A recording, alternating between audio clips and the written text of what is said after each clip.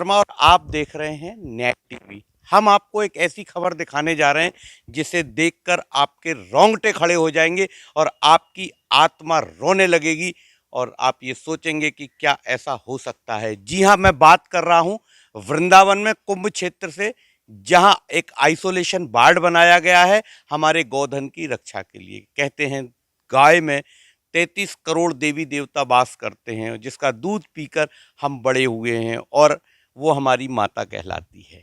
आज उस माँ की जो दयनीय दशा हमको यहाँ देखने को मिल रही है, जो दूर दूर से गायों को यहाँ लाके और रख रहे हैं और वे सेवा कर रहे हैं। ऐसे ही एक संत यहाँ हैं गोपेश बाबा। आइए हम मिलते हैं गोपेश बाबा से और जानते हैं कि गायों को किस तरीके की बीमारी है, ये बीमारी कहाँ से आई है, और सारी जानकारी गोपेश बाबा से हासिल करते हैं।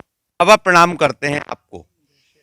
आप हमारे दर्शकों को थोड़ा सा ये बताइए कि ये बीमारी गायों में कहाँ से आई और ये कैसे कैसे करके ये बढ़ रही है, और यहाँ जो आइसोलेशन वार्ड बनाया गया है ये किस तरीके का है जरा। जय श्री राधे। ये बीमारी तो लगभग पिछले 4-5 महीने से भारत में प्रवेश किया है इसने, और इसमें अपना प्रवेश द्वार इसका अरब सागर से बताते हैं। उसके बाद अफ़गानिस्तान में बहुत से गोवंश को उसने नाश किया, वहाँ भी हजारों लाखों गोवंश का इस बीमारी के कारण से देहांत हुआ है। पाकिस्तान में इसके कारण से बहुत बड़ा गोवंश की क्षति हुई है। राजस्थान में लाखों लाखों गोवंश क्षतिग्रस्त हुए और अपना प्राण गंवाए हैं। गुजरात में, महाराष्ट्र में, पंजाब में भी कुछ अंश में, बहुत ज़्यादा वो नहीं, लेकिन पूरे उत्तर भारत एवं पश्चिम भारत का जो हिस्सा है, इस लिम्पी महामारी ने हमारे भारतीय देसी गोवंश को विशेष रूप से टारगेट किया, और जिसके चलते लाखों लाखों गोवंश उसमें अपना प्राण गंवा चुका है। अभी जैसे उत्तर प्रदेश में पिछले 2-2.5 महीने से इसने प्रवेश करने की स्थिति बना ली थी, और सजग रहते हुए कई गौशालाओं ने अपना प्रशासन की मदद से हमने उनको सचेत किया था कि इस प्रकार से अगस्त में ही निवेदन किया था कि ये बीमारी इधर भी प्रवेश कर रही है। तो प्रशासन ने लगातार टीकाकरण, वैक्सीनेशन, एक कॉटपॉक्स वैक्सीनेशन है, उसको लगाने के साथ अभ्यास शुरू कर दिया था जिससे कि गोवंश बचा जा सके। लेकिन वो महामारी ऐसी है कि उस दवाई के कवर कर उसके शरीर को कवर करती, लेकिन उससे पहले ही बीमारी ने बहुत से गोवंश को महाराज जी, इसके लक्षण क्या होते हैं? मतलब जो गौपालक हैं, गोवंश के पास है, वो कैसे पता लगाएंगे कि इसे लंपी वायरस है, क्या है, ये क्या सिम्टम्स होते हैं? आप तो यहाँ बहुत दिनों से काम कर रहे हैं, आइए जरा। हो सकता है मैं आज तक जहाँ भी रिकॉर्डिंग करने गया कभी मुझे घबराहट नहीं हुई, लेकिन मित्रों मैं सच बता रहा हूँ, आज मेरे रोंगटे खड़े हैं। यहाँ जो स्थिति मैंने देखी है, हो सकता है आप भी इनको देख के व्यथित हो और आपका मन भी ये सोचे कि हो रहा है, लेकिन धन्य है ऐसे संत जो यहाँ सेवा कर रहे हैं। आइए हम देखते हैं और आपको दिखाते हैं। आइए महाराज जी, इस तरीके से यहाँ सिम्टम्स हैं। ये देखिए, ये गाय बेचारी, ये देखिए, ये देखिए, ये फपोले जैसे इनके शरीर पे हैं जी। ये जो बीमारी है, यह जो बीमारी है जी, इसका ये जो स्थिति है, जो गोवंश, ये आइसोलेशन वार्ड में हमारा आईसीयू वार्ड है। यहाँ पर तो गंभीरतम स्थिति वाले हैं, तो उसकी कम जैसे आप देख रहे हैं कि ये गोल गोल जो चकते चकते से, जिसको चेचक, लोगों ने ऐसा सोचा कि ये तो आम, पिछले वर्ष भी ऐसा कुछ थोड़ा दिखाई दिया था, उससे पिछली बार भी कुछ दिखाई दिया था, तो उनको लगा कि इस बार भी जो है यह पहले की तरह हुआ है, चला जाएगा। लेकिन इस बार इसका जो विकराल स्वरूप है वो आप ये देखिए कि उसने अंदर तक, दिखाइए जरा भैया, कैमरामैन दिखाइए। यहाँ देखिए, ये अंदर तक ये पेनिट्रेट करके घाव बना दिए गए हैं। ये बाबा दिखा रहे हैं, देखिए आप इन घावों को शायद देख भी नहीं सकते। ये देखिए, इनमें मवाद निकल रहा है, खून बह रहा है, और ये स्थिति इन गायों की हो रही है। ये उस प्रदेश में है जिस प्रदेश के मुखिया इन गायों के लिए और पूरी तरह समर्पित हैं और इनके लिए काम कर रहे हैं, और ऐसे ही संत ये भी हमारे साथ हैं। जी बाबा बताइए। तो जैसे इस बार ये लिम्पी ने ऐसा भयानक स्थिति लेकर आया कि ये अंदर ही अंदर से वो उसको ख़त्म करता हुआ लेके आ रहा है। लीवर को डैमेज करता है, किडनी को डैमेज करता है, लंग्स को डैमेज करता हुआ ये बाहर की तरफ उभरता हुआ आता है। तो अंदर मतलब से जब ये बाहर आता है तब तक अंदर बहुत कुछ नुकसान हो चुका होता है। का होता है। जी।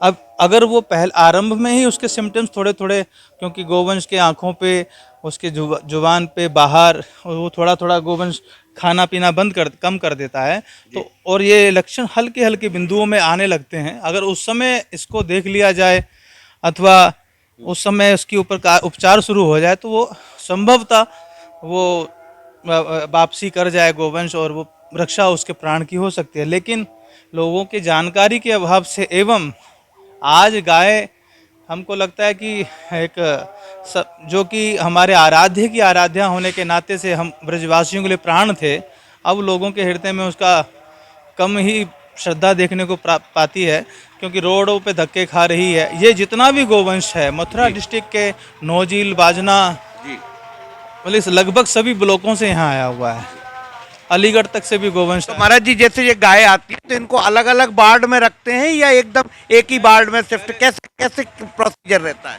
जो एकदम गिरा हुआ गोवंश है, पड़ा हुआ गोवंश है, उस गोवंश को तो हम पहले इसी वार्ड में रखते हैं, आईसीयू में रखते ICU में रखते हैं। आज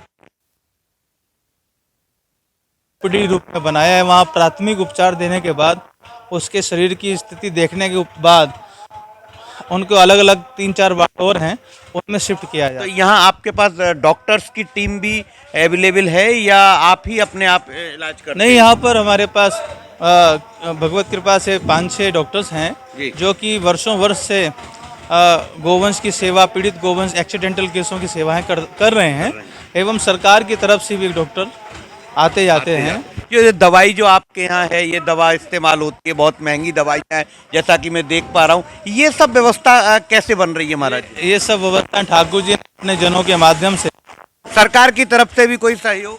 सरकार की तरफ से सहयोग ये है कि वो बिजली पानी की व्यवस्था सहयोग कर रहे हैं, बाकी समाज इतना आगे बढ़ा कि उनकी आवश्यकता नहीं पड़ी। समाज पूरा सहयोग कर रहा है। देखिए, ये बड़ी अच्छी बात है कि ऐसे समय में जो हमारी माँ है, गौ माता है, जैसा कि मैं यहाँ आइसोलेशन वार्ड में देख पा रहा हूँ और बड़ी हिम्मत करके मैं यहाँ खड़ा हुआ हूँ, मेरे रोंगटे खड़े हुए हैं ये देखकर।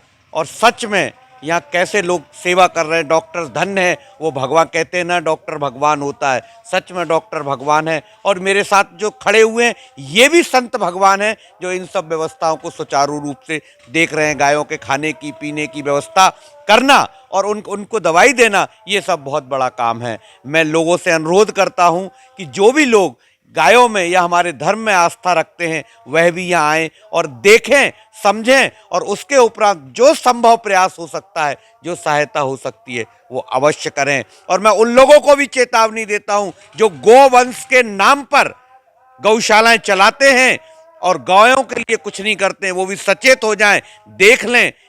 वास्तव में उन लोगों को भी यहाँ गायों की सेवा अवश्य करना चाहिए। वृंदावन से न्याय टीवी के लिए योगेश शर्मा की एक रिपोर्ट।